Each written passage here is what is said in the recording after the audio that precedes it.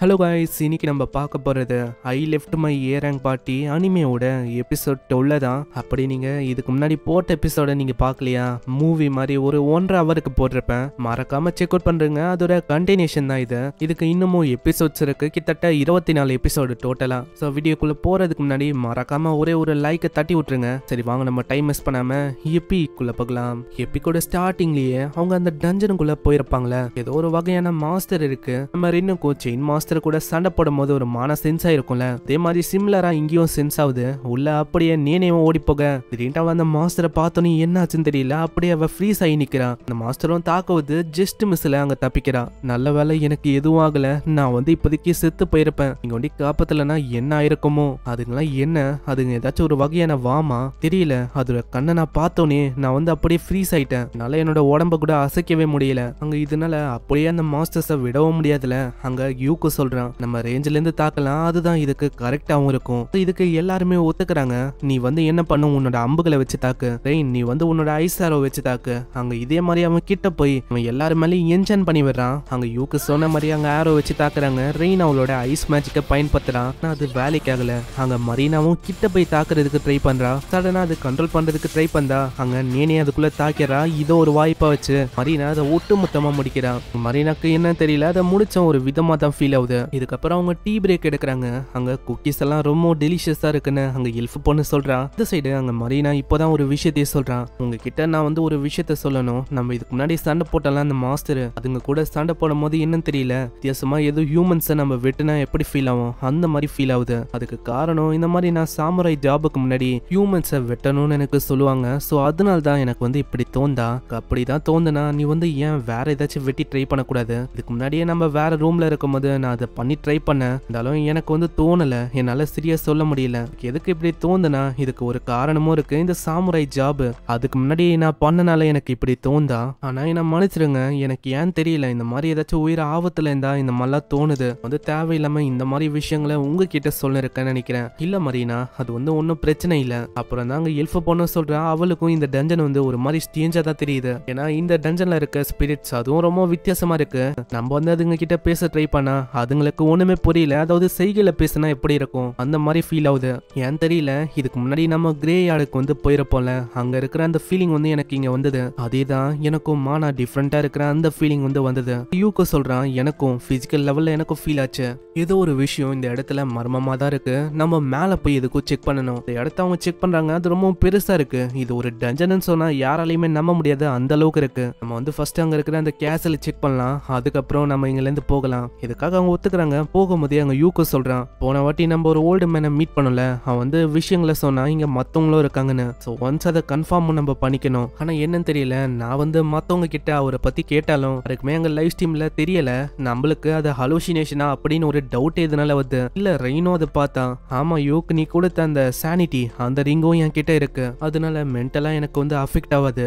இதே மாதிரி அவங்க போறாங்களா, அந்த வயசானவர் அந்த லாக் அவரு பார்த்தா முன்னாடி இருக்காரு. லாக பார்த்தோன்னே இங்க இந்த கேஸ்ல பத்தியும் இங்க இருக்கிற மக்களை பத்தியும் தான் அவங்க கேக்குறாங்க. அதே மாதிரி நாங்க வர வழியில மாஸ்டர் எல்லாமே பார்த்தோம், அதுங்க என்ன ஹியூமன்ஸா? நான் அதை பத்தி எல்லாம் பேசாம இன்டைரக்டா சுத்தி வலிச்சுதான் பேசுறாரு. நீ டைரக்டா விஷயத்துக்கு வா, நான் சொன்னதை ஒண்டி சொல்லு. என்னையோ ஒரு முக்கியமான விஷயத்த நீங்க நோட் பண்ணணும். ஒரு பொருள் அதோட ஷேப்பை அது மாத்தாம அது ஹியூமனா இருக்க முடியுமா?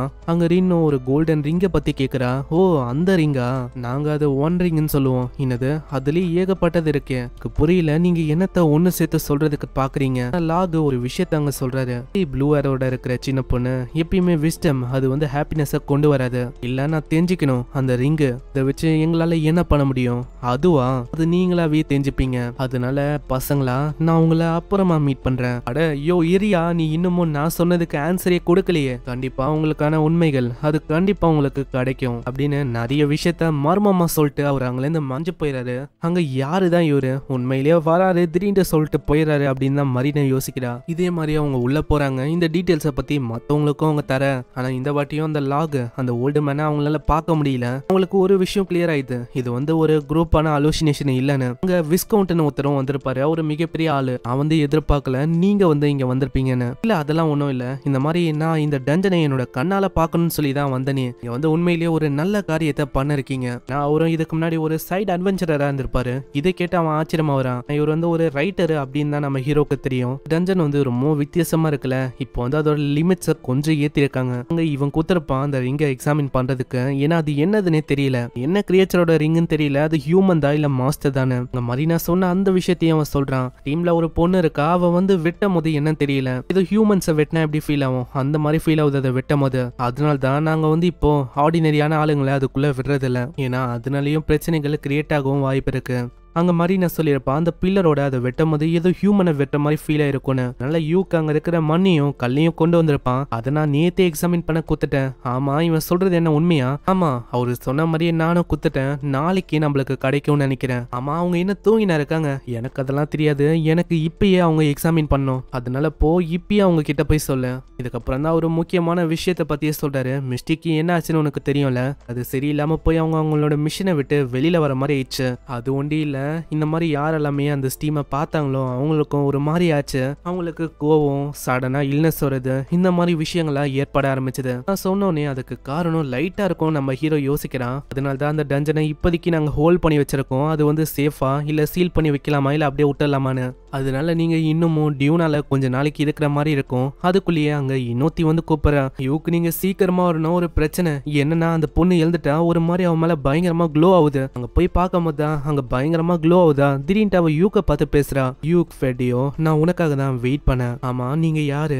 என்ன எல்லாருக்குமே கோல்டன் பிரீஸ்டஸ் அப்படின்னு தான் தெரியும், ஆனா இப்போ நீ வாழ்ற இந்த உலகம் யூக் இது வந்து ஒரு டேஞ்சர்ல இருக்கு, அதனால டைம் ரொம்ப கம்மியா இருக்கு யூக். அங்க கேர்லிங் அது வந்து கூடிய சீக்கிரத்துல ஆரம்பிக்க போகுது. என்னது கேர்லிங்கா? அப்புறம் தான் அவங்களுக்கு புரியுது, அதாவது தேவையில்லாத விஷயத்த அவங்க ரிமூவ் பண்றதுன்னு சொல்லுவாங்களே அதுதான். நான் இப்பதான் நம்மளோட உலகம் இது கொஞ்சம் கொஞ்சமா எல்லாரையுமே அழிக்க போகுது. ஏன்னா நீ போகும்போது கண்டிப்பா அங்க வந்து அந்த விஷயத்த பார்த்திருப்ப, டாய்லெட், டிஸ்ட்ரக்ஷனு, ப்ளோட் ஆகிற கான்சியஸ்னஸ். இது ஒரு நாள் இல்ல ஒரு நாள் இந்த ஒட்டுமொத்த உலகத்தையும் அப்படியே கவர் பண்ண போகுது. நீங்க டாய்லெட்னு சொல்றது என்ன லைட்டா மீன் பண்ணி சொல்றீங்க? ஆமா அதேதான், அந்த செட் ஆகிற அந்த சன்னோட லைட். இதுவே ஒரு காரணமா இருக்க போது சிதைக்கிறதுக்கும் எல்லாத்தையுமே அழிக்கிறதுக்கும். இந்த விஷயம் வந்து நம்ம ஹீரோக்கும் அங்க தெரிஞ்சிருக்கு, ஏதோ ஒரு விஷயம் அங்க தப்பா நடக்க போகுதுன்னு.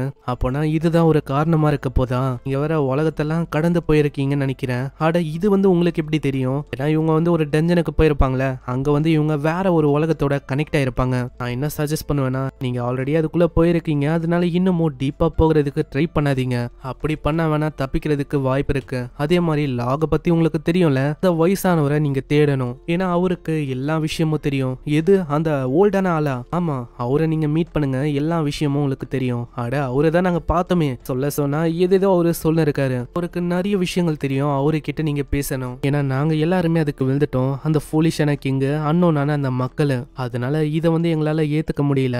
அதனால எங்களோட எட்டர்னிட்டி ஒரு கோல்டனாவே இருக்கட்டும். Fruit of the world tree அது வந்து எல்லாருக்கும் விஷஸ் கிராண்ட் பண்ணும். அதனால தான் உங்ககிட்ட சொல்றேன், யூக் அந்த டாய்லெட்டோட கிங் வந்து அதை தொடுறதுக்கு முயற்சி பண்ணுவாரு. அடைஞ்சிட்டா அவ்வளவுதான், இந்த உலகம் அதுவும் டாய்லெட்டால மொத்தமா முழுங்கப்படும். நீ தான் ஏதாச்சும் பண்ணணும் அப்படின்னு சொல்லிட்டு அவ மயங்கிடுறான். அவ மயங்கின அத்த செகண்டே அவளோட எக்ஸ்பிரஷன், அவளோட வாய்ஸ் எல்லாமே அப்படியே சேஞ்ச் ஆயிடுது. அவளை பத்தி கேட்கும் போது இப்பதான் யூகே தெரிய வருது, இதுக்கு முன்னாடி பேசின அந்த பொண்ணு அவ வந்து ஒரு பிராக்மெண்ட் ஒண்ணி தான், அவ எனக்குள்ள இப்போ இல்ல, அவ போயிட்டா. இதுலயே யூக்கும் தெரிஞ்சு போயிது இது வந்து எவ்வளவு பெரிய விஷயம்னு. இதுக்கப்புறம் அங்க ஒரு மீட்டிங் மாதிரி நடக்குது, வயசானவங்களை ஒண்டி அவங்க வெளியில போக சொல்றாங்க. ஆனா நம்ம யூக்கு அங்க நர்வஸா தான் இருக்கான். அங்க நர்வஸா இருக்காதுன்னு சொல்றாரு. எப்படி என்னால இருக்க முடியும், நான் எதிர்பார்க்கல விஸ்கவுண்ட் நீங்க வந்து இங்க இருப்பீங்கன்னு, முக்கியமா நீங்க அகாடமியோட டைரக்டரா இருக்கீங்க. இதுக்கப்புறம் தான் ஒரு விஷயத்தையே சொல்றாரு, நீ தான் அந்த தேர்ந்தெடுக்கப்பட்டவன், நீ வந்து அந்த விஷயத்தை எங்க கிட்ட சொன்னல, கேர்லிங் தானே சொன்ன, அதுலதான் இந்த விஷயம் எங்களுக்கு தெரிய வந்தது. அங்க ஒரு ஏன்ஷியன்டான ஸ்கிரிப்டையும் காட்டுறாரு, அதை வந்து நம்ம ஹீரோவால ரீட் பண்ண முடியல.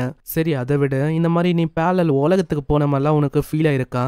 எனக்கு வந்து ஆக்ரோமேட்டிக் டார்க்னஸ் அங்க போகும்போது ஃபீல் ஆச்சு, இது வேலை செய்யணும்னு சொல்லி தீர்மானிக்கும்ல அந்த நிகழ்வு, அதை தான் கேர்லிங்னு சொல்லுவாங்க. ஆனா இதுல இருந்து எனக்கு ஒரு விஷயம் தெரிஞ்சிருக்கு, நம்மளோட உலகத்துக்கு கேர்லிங் ஏற்பட போகுது. அதனால நீ தான் இந்த உலகத்தை காப்பாத்த வந்திருக்க, நீ தான் அந்த ஹீரோ, இந்த உலகத்தை காப்பாத்தணும். அங்க யூகே ஷாக் ஆகுறான். இங்கேயே அந்த எபிசோட முடியுது. அது என்ன விஷயம் அது எல்லாத்தையுமே நம்ம போக போக பார்க்கலாம். நம்ம ஹீரோ தான் இந்த உலகத்தோட அந்த கேர்லிங் அதாவது அழிவை காப்பாத்தணும், பார்க்கலாம் என்ன பண்றான்னு. இதுக்கப்புறம் தான் உங்களுக்கு புரியும் என்ன விஷயம்னு. கொஞ்சம் பொறுமையா வாட்ச் பண்ணுங்க, மறக்காம கீழே ஒரே ஒரு லைக் போட்டுருங்க, நான் அப்பதான் நிறைய பேருக்கு ரெக்கமெண்ட் ஆகும். சரி நான் உங்களை நெக்ஸ்ட் எபிசோட்ல சந்திக்கிறேன். தேங்க்யூ ஃபார் வாட்சிங். சைனரா.